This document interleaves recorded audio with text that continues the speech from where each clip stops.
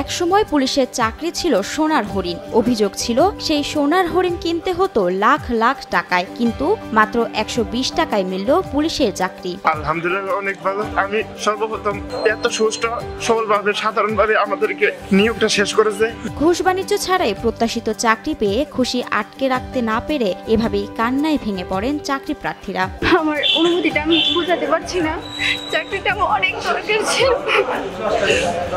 শেরপুরে নিয়োগযোগ্য প্রকৃত শূন্য পদ অনুসারে গত 30 নভেম্বর রাতে চূড়ান্ত ফলাফল ঘোষণা করা হয়। প্রাথমিক ধাপগুলো শেষে লিখিত পরীক্ষায় অংশগ্রহণ করে 581 জন। এর মধ্য থেকে মৌখিক পরীক্ষার জন্য নির্বাচিত হন 236 জন। শেষে মেধা ও যোগ্যতার ভিত্তিতে চাকরি পান 39 জন। 120 টাকা দিয়ে প্রথম আবেদন করছি। অনেক সময় অনেক কিছু কথা শুনছি যে পুলিশ টাকা ছাড়া চাকরি হয় না, এই সে অনেক কিছু।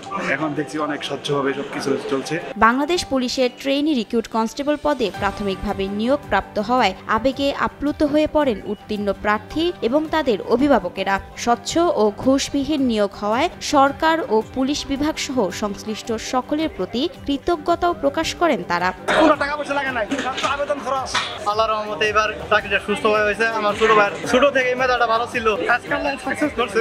নিয়োগ কার্যক্রমের সকল ইভেন্টে কৃতকার্য প্রার্থীদের লিখিত, মনস্তাত্ত্বিক ও মৌখিক পরীক্ষার প্রাপ্ত নম্বরের ভিত্তিতে মেধাক্রম অনুযায়ী উত্তীর্ণ প্রার্থীদের নাম এবং ফলাফল ঘোষণা করেন শেরপুরের পুলিশ সুপার মোহাম্মদ আমিনুল ইসলাম। আমি মনে করি যে এখানে তোমরা যারা আছো প্রত্যেকেই যোগ্যতা সম্পন্ন, অনেক কষ্ট করেছো।